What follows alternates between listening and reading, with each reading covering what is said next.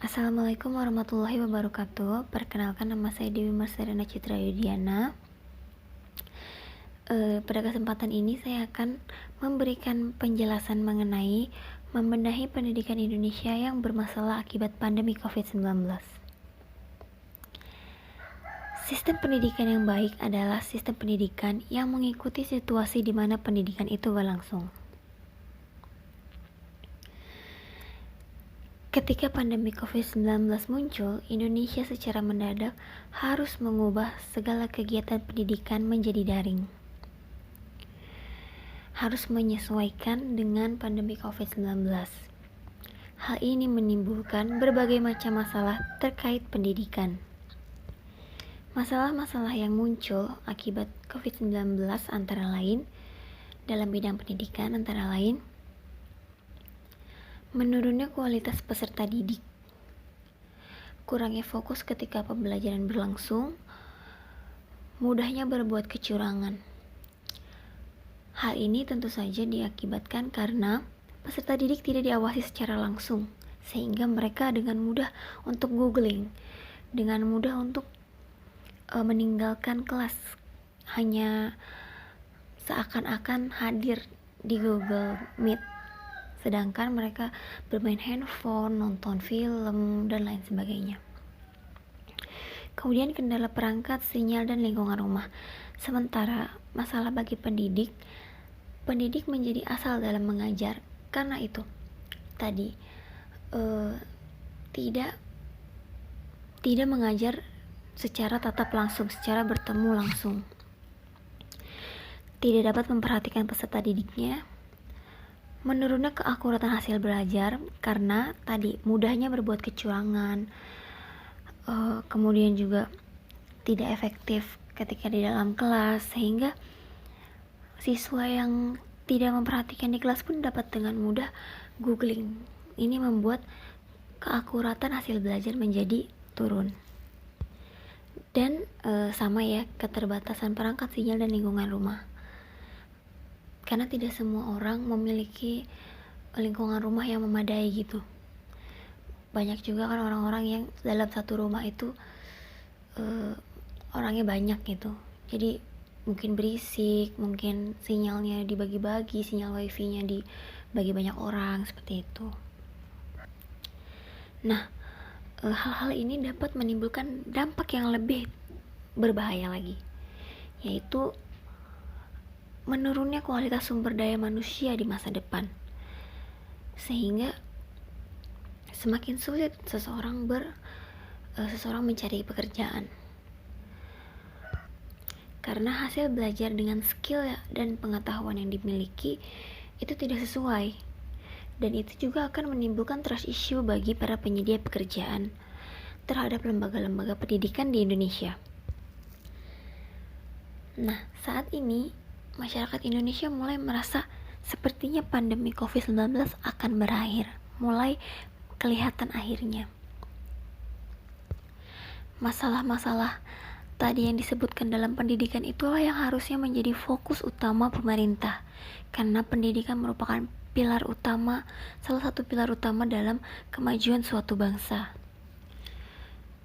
Cukup banyak hal yang bisa dilakukan untuk memperbaiki situasi ini dan mengembalikan kualitas peserta didik, sehingga nantinya kualitas sumber daya manusia pun menjadi meningkat. Pemerintah dapat mengadakan berbagai macam pelatihan kepada guru dan siswa.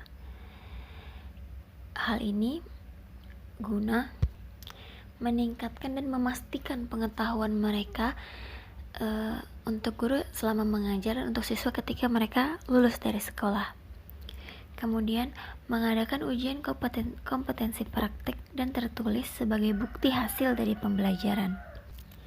Kepada siswa, sertifikat dari ujian kompetensi praktik dan tertulis ini dapat digunakan sebagai pendamping ijazah untuk membuktikan mengenai hasil belajarnya, bahwa hasil belajar yang diraih itu adalah akurat dan sesuai dengan skill dan pengetahuan siswa tersebut. Kemudian memberikan pelatihan dan uji kompetensi mengajar kepada seluruh guru dan menjadikannya syarat penilaian akreditasi sekolah.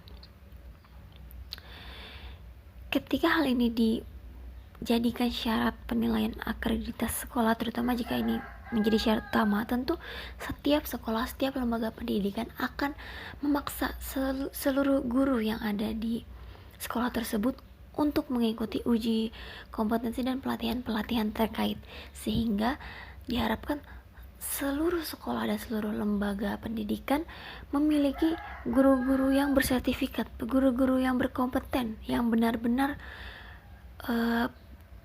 piawai dalam mengajar. Kemudian fokus kepada kualitas materi dan bukan hanya kuantitas materi. Saat ini materi pembelajaran seperti dipadatkan, dan guru juga sekedar sudah selesai memberikan materi, tidak memastikan apakah murid itu benar-benar paham, benar-benar mengerti konsepnya. Sehingga seharusnya materi-materi yang ditentukan dalam satu semester atau dalam satu jenjang itu lebih ke kualitasnya, bukan ke kuantitasnya.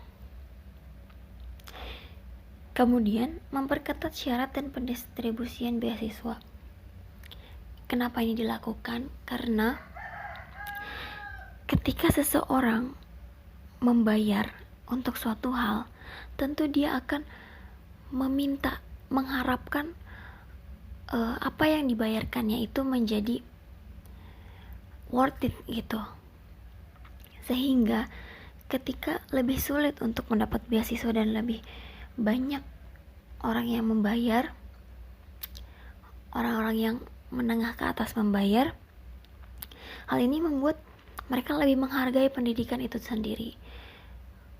Karena sesuatu yang gratis itu menurunkan nilai dari hal tersebut. Dan ini juga membantu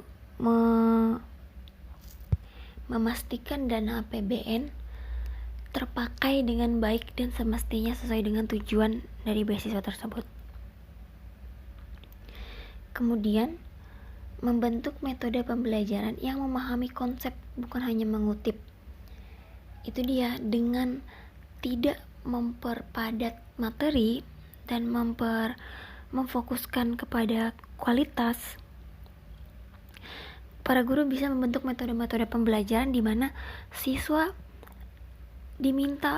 dipaksa untuk berpikir kreatif, berpikir kritis, memahami konsep, bukan hanya mengutip apa yang ada di Google, menghafal apa yang ada di buku, dan tidak memproses lagi informasi tersebut.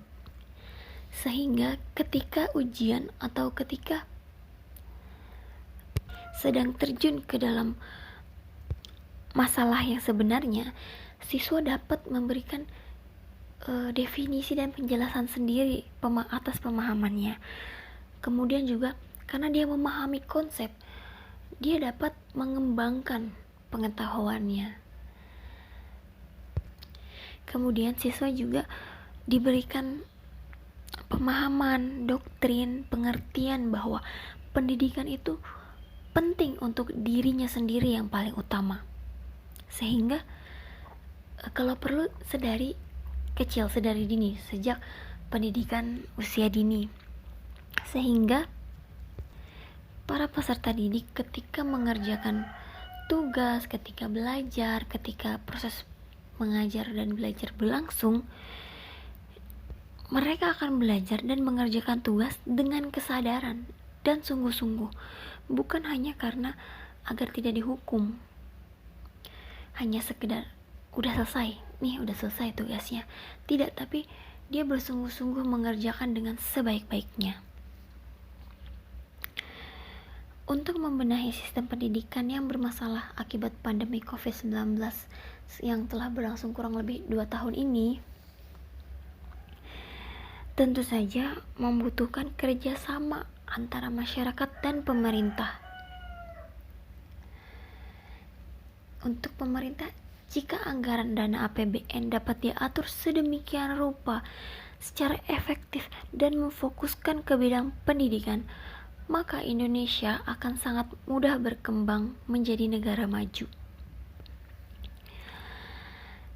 Diperlukan pula kesadaran bagi peserta didik, pendidik, orang tua, dan masyarakat untuk memahami betapa pentingnya pendidikan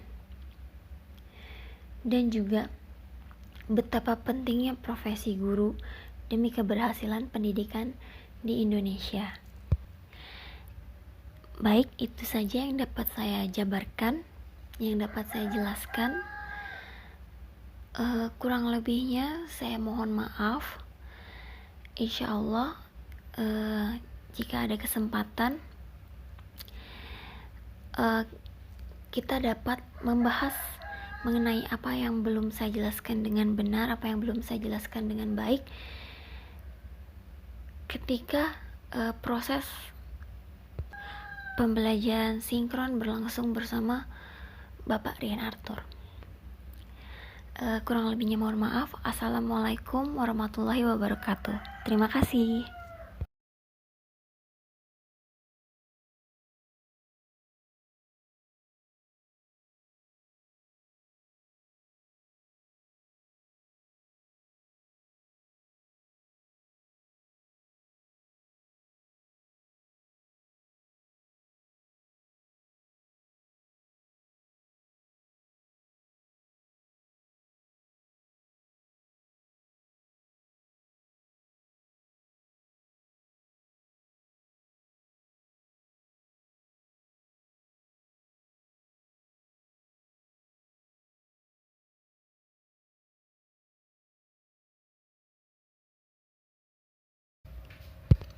Mohon maaf jika ada salah-salah kata atau ada penjelasan yang belum saya jelaskan dengan baik.